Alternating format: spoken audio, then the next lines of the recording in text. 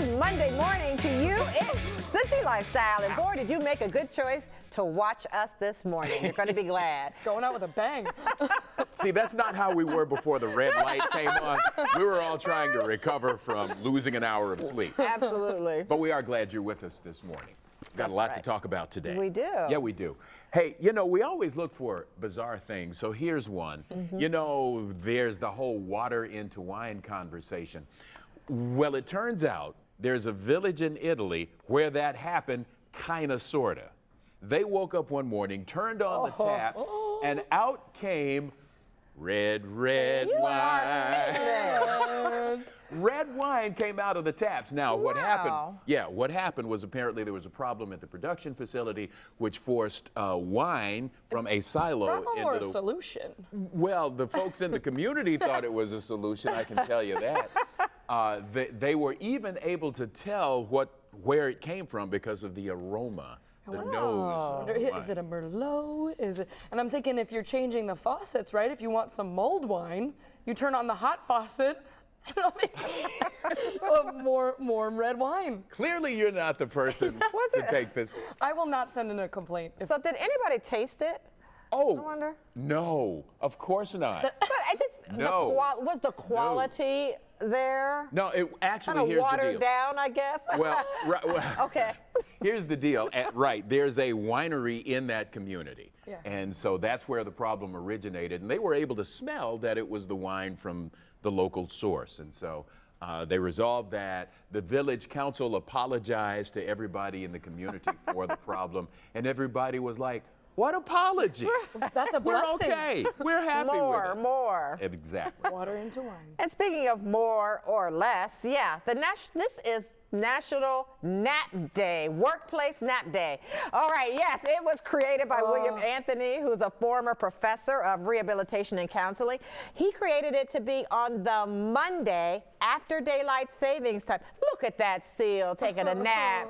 Yes, and because everybody is feeling that hour less, and so he's encouraging people and organizations to allow people to take a nap at midday. WCPO, are you listening? Yes. Can we get approval on that? This reminds me of George Costanza in the episode on Seinfeld where he builds the desk.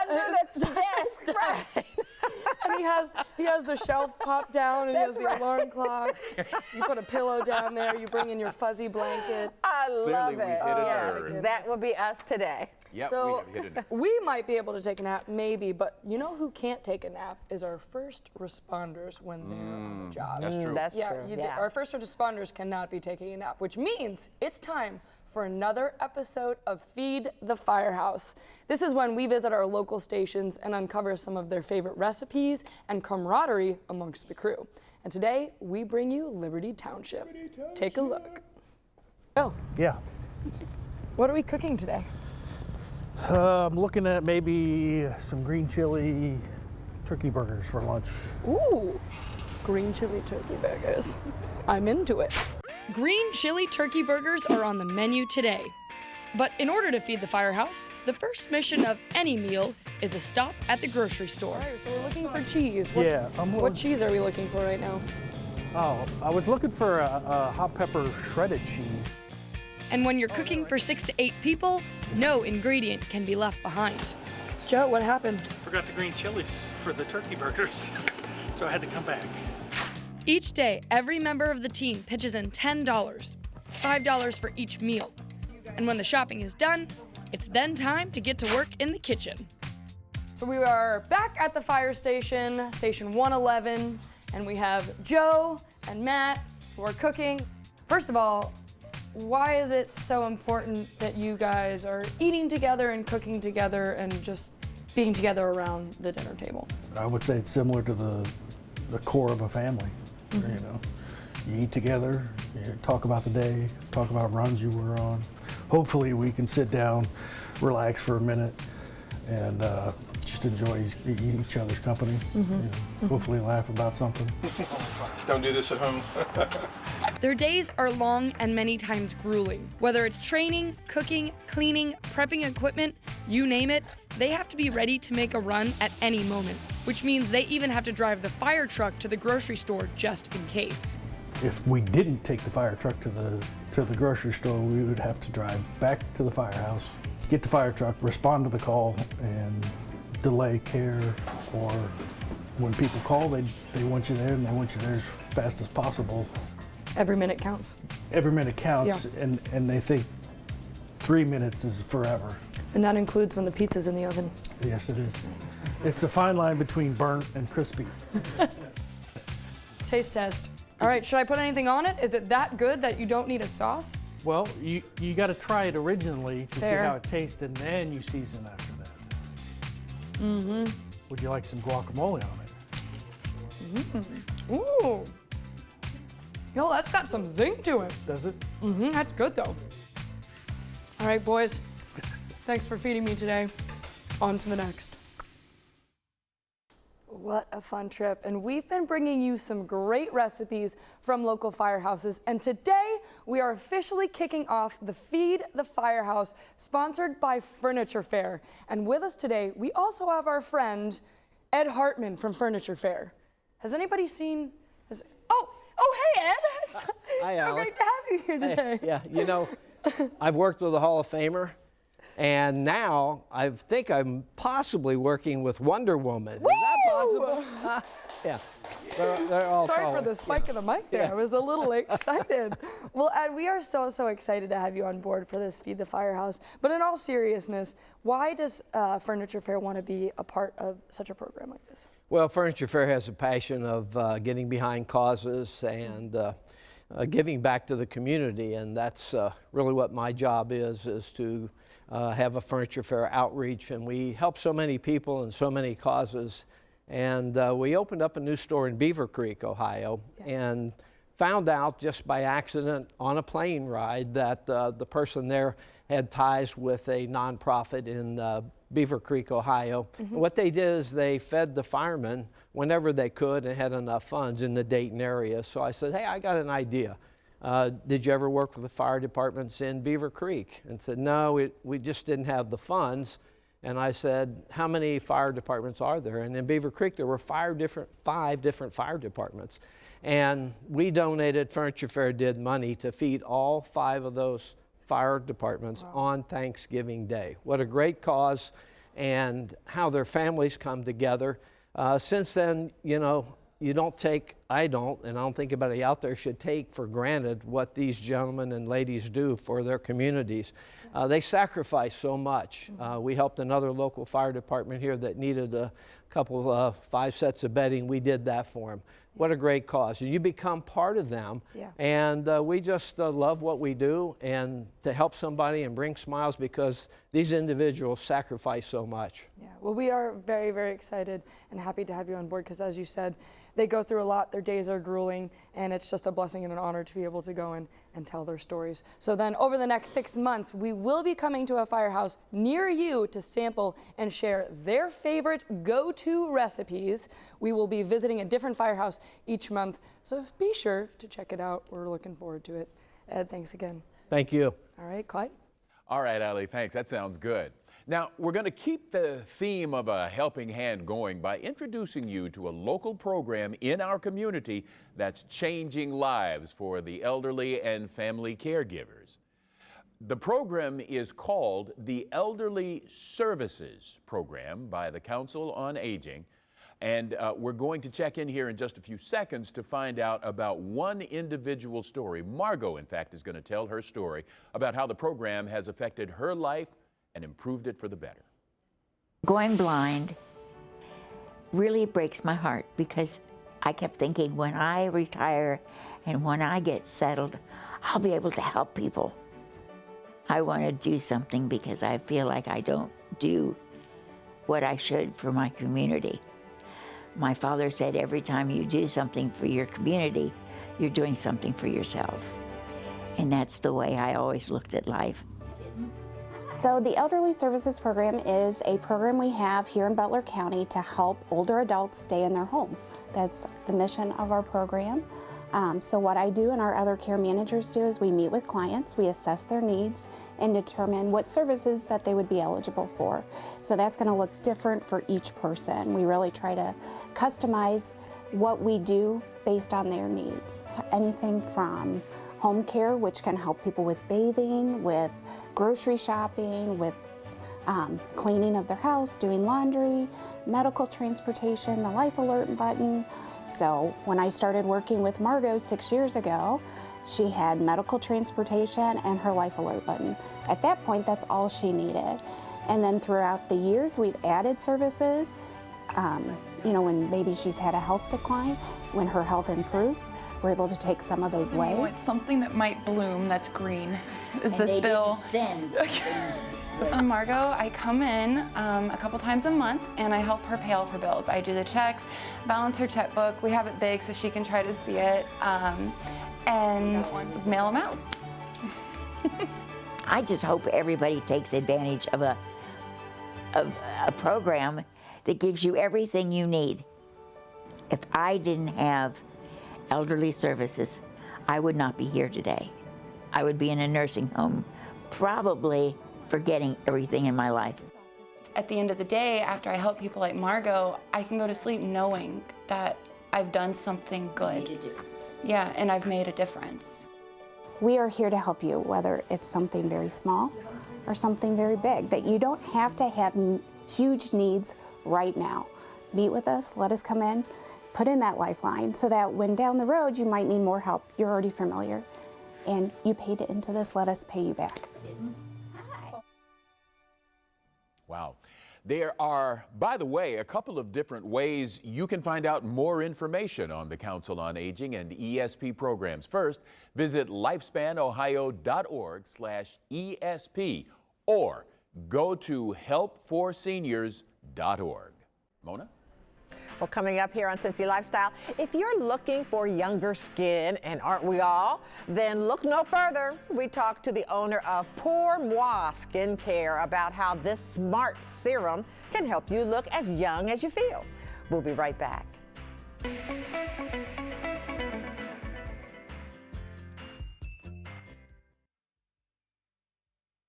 Well, this winter weather could play havoc on our skin, and the wind and the cold make it dry and cracking, and oh my, it's a real problem.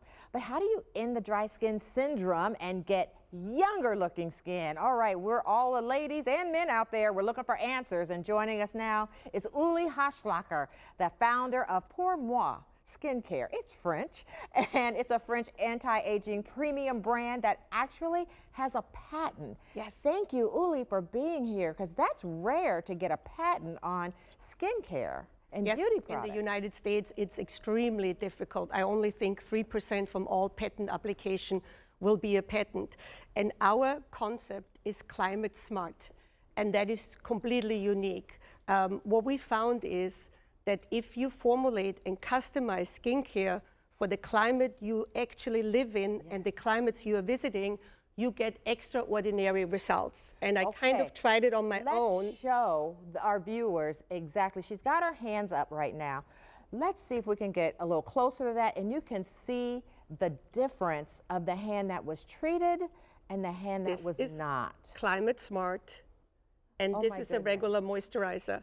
And dermatologists always tell me it's a generation, about 30 years difference, because here the skin has completely repaired and renewed itself.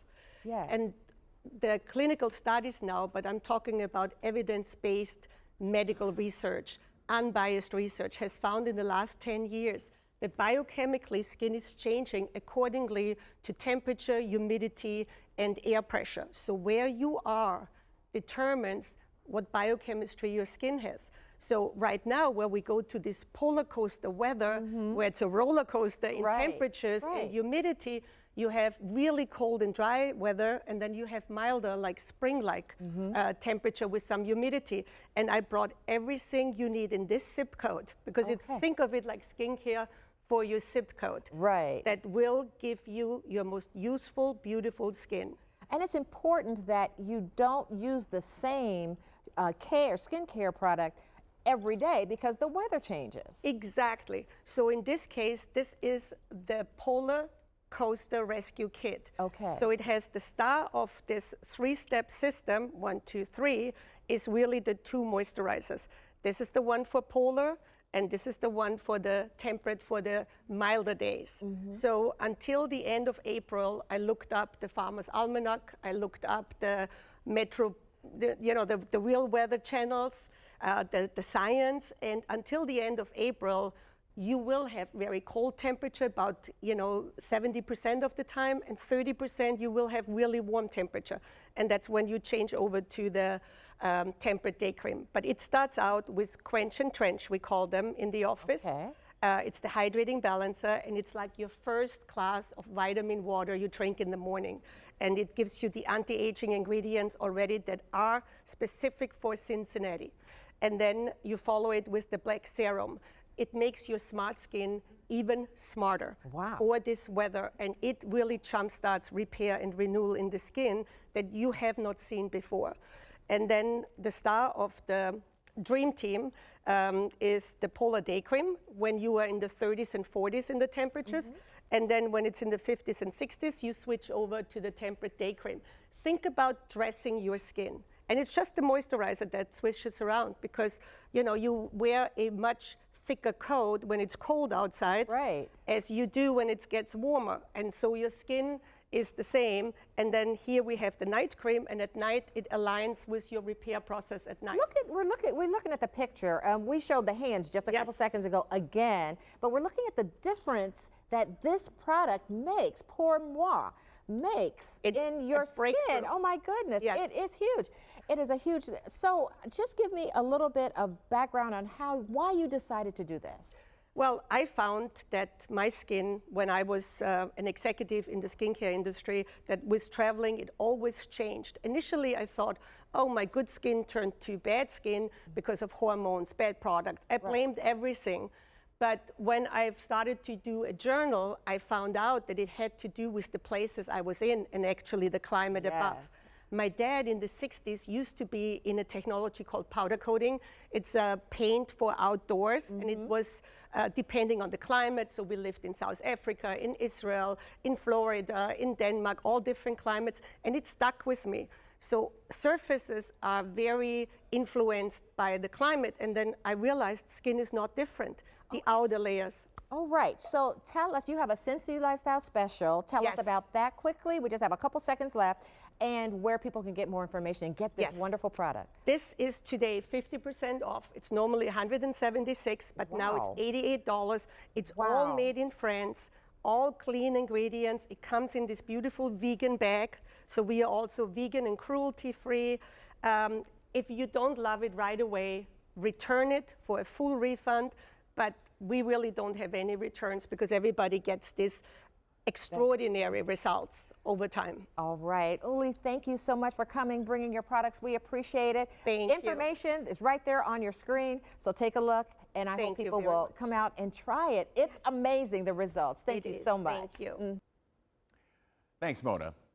Your health is important to you. That's why UC Health is working with communities to achieve new and collaborative approaches to keeping you healthy. Well, today we hear from a few of the professionals at UC Health about their clinical research program. Take a listen. Patients come here to be able to get the best treatment options. Clinical trials allow us to give them another option, another hope for another treatment that may work better. Clinical trials are studies where we're evaluating regimens to see if we can improve upon the standard of care to help the patient live longer. We have treatment that is standard of care that works the majority of the time, but we want to be able to do better than that and be able to give treatments that are actually better than what the standard is right now. Every patient is evaluated to see whether they would qualify for a potential clinical trial. By enrolling in a clinical study, they have access to drugs and treatments that they may not otherwise have access to. And if we feel that there's a clinical trial that may benefit them, we'll discuss that trial with the patient. It allows us to use new treatment options that we learned here at the academic center in the laboratory that we are now bringing into the patients to be able to improve treatments beyond what they already have available. At UC Health, we have at any given time anywhere from 10 to 20 phase 1 clinical trials open, and we are trying to assess the doses of the drugs, the safety of the drugs before expanding them into phase 2 and 3 testing. The clinical genomics program here at UC Health is an important part of our cancer care program. What we're trying to do is provide individualized care for a person's cancer. We take the tumor, study its DNA makeup, and use drugs that are most likely to work for that person's given cancer. Many patients have fears about enrolling into clinical trials.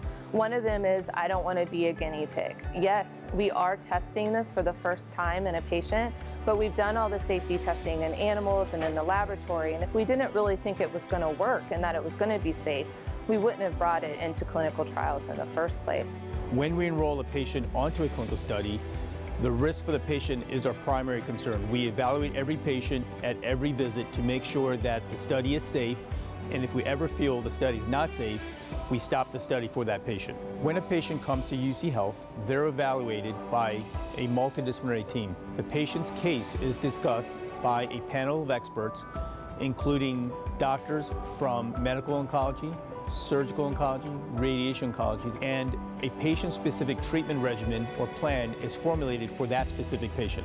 Multidisciplinary care teams are a very important part of cancer care here at UC Health, where everyone is involved in the holistic care of a patient, not just the cancer.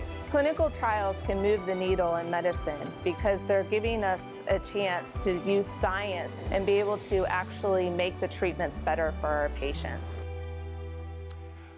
Now, for more information about clinical research at UC Health, you can go online to uchealth.com/research. We'll be right back.